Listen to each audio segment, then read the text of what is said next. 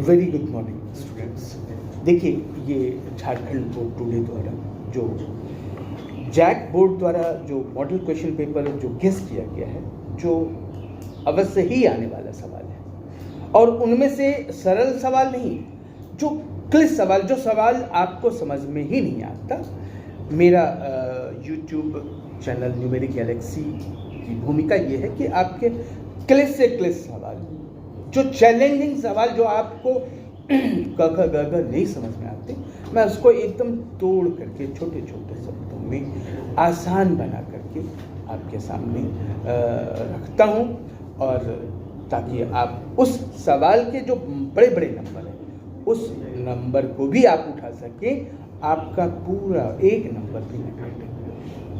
और अगर आपको ये वीडियो पसंद आए तो इसको लाइक करिएगा और ज़्यादा से ज़्यादा लोगों को शेयर करिएगा, सब्सक्राइब करिएगा। चलिए आते हैं सवाल की ओर। सवाल है, एक अर्थव्यवस्था में मुद्रा की भूमिका की विवेचना कीजिए। सवाल सुना आपने? एक अर्थव्यवस्था में मुद्रा की भूमिका की विवेचना कीजिए। ये सरल सा सवाल नहीं है कि जैसे कह दिया कि राम ने रावण को क्यों मारा। क्वेश्चन है, एक अर्थव्यवस्था में मुद्रा की भूमिका की विवेचना कीजिए। मुद्रा मतलब क्या होता है?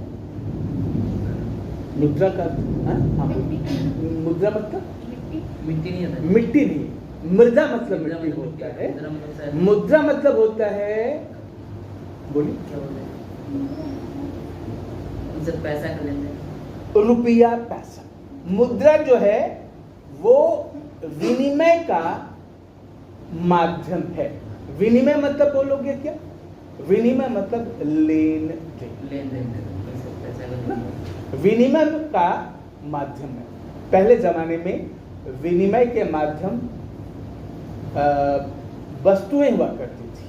आज भी गांव में क्या होता है कि वो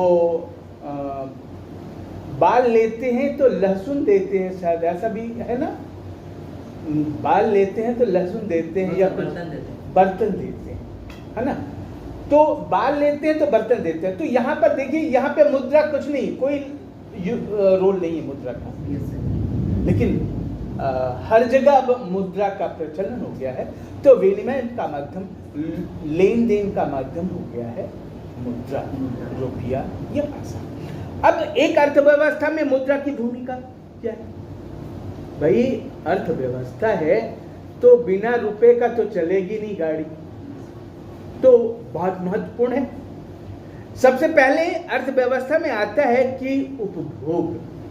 अर्थव्यवस्था में उपभोग होता है। उपभोग माने खपत, यूज करना।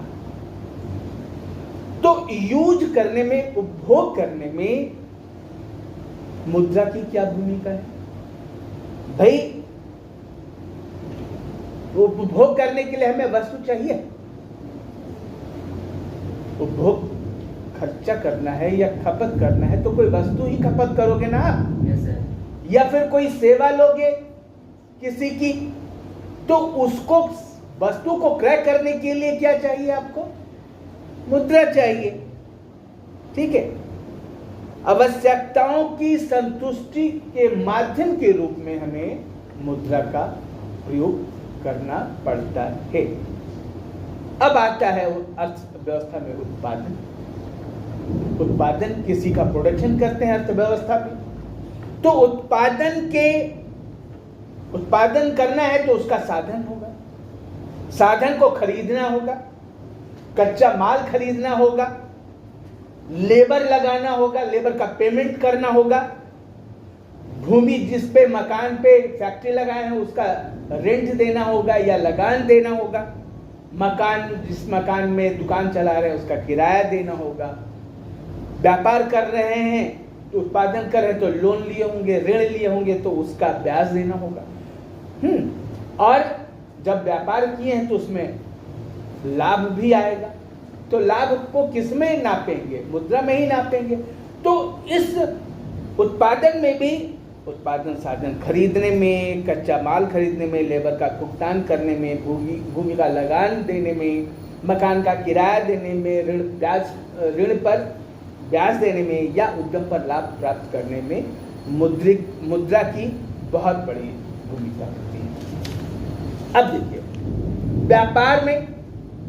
व्यापार में मुद्रा द्वारा व्यापारिक लेनदेन जो होता है ना, किसी से बिजनेसमैन से, एक दूसरे बिजनेसमैन से लेन देन करते हैं, तो वो कैसे करते हैं? बोल के तो होती नहीं, मुद्रा के माध्यम से होती है।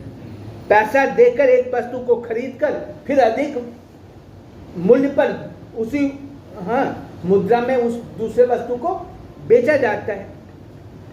फिर देश का राष्ट्रीय आय भी उसको भी नापने के लिए, है ना, ये आम इमली से तो राष्ट्रीय आय नापी नहीं जाएगी। राष्ट्रीय आय नापेंगे तो मुद्रा में नापेंगे। देश की राष्ट्रीय आय की गणना भी मुद्रा में की जाती है ना। और अगर देश की राष्ट्रीय आय ज्यादा है तो जीवन स्तर देश के लोगों का अच्छा होगा। देश के लोगों का जीवन स्तर बताता है मुद्रा, ठीक है। बिना मुद्रा के हम राष्ट्रीय आय की गणना नहीं कर सकते, बड़ा कठिन है। फिर क्या, बजट, सरकार बजट लाती है ना हर साल, तो सरकारी व्यय कितना हुआ, सरकारी प्राप्ति कितनी हुई, उसकी गणना भी, उसका कैलकुलेशन भी हम मुद्रा से ही करते हैं।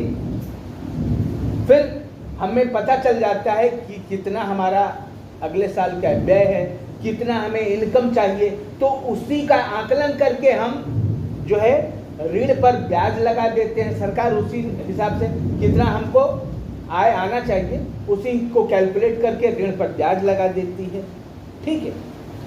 कर का दर का निर्धारण करता है।